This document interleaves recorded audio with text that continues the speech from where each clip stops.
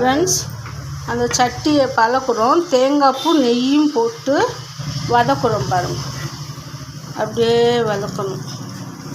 மஞ்சட்டி இங்கிட்டு இன்னொரு சட்டியில் தண்ணி பச்சரிசி மாவு கலந்து தண்ணி கொதிக்குது.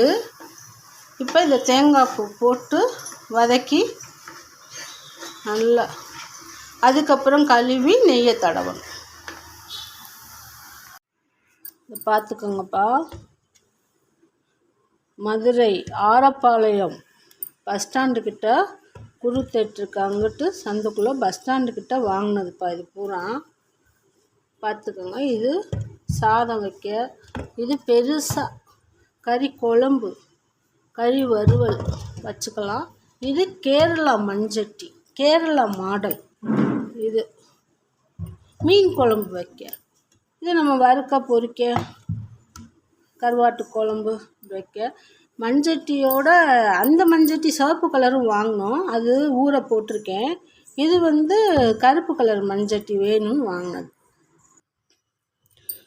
அங்கே பஸ் ஸ்டாண்டு இந்த வாங்கின இடத்துல வீடியோ போடலாம் அப்படின்னா மழை வந்துருச்சுப்பா. இன்னொரு நாளைக்கு போய் உங்களுக்காண்டி அந்த கடையில் வீடியோ போடுறேன். இது 170, 170. இந்த அம்மா 200 சொன்னாங்க, 170ன்னு வாங்கினோம். இந்த இது 200 தான். அவங்க நினச்சா கூட சொல்லியிருக்கலாம். ஆனால் கனம், சரியான கனம், குறைக்க மாட்டேன்ட்டாங்க. தெரிஞ்சவங்க தான். 200.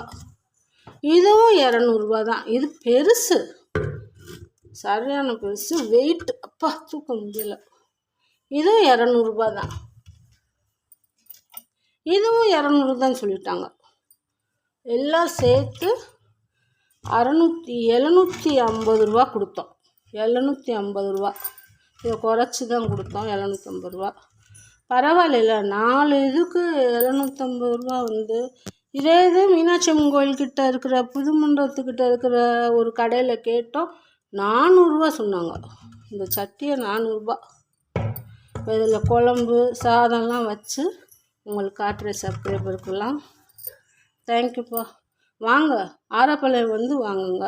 அந்த செம்மண் இதை நான் ஊற வச்சுருக்கேன், போடுற எடுத்து இப்போ பழக்கியாச்சு. தேங்காயெலாம் போட்டு வறுத்து பழக்கி வச்சுருக்கேன்.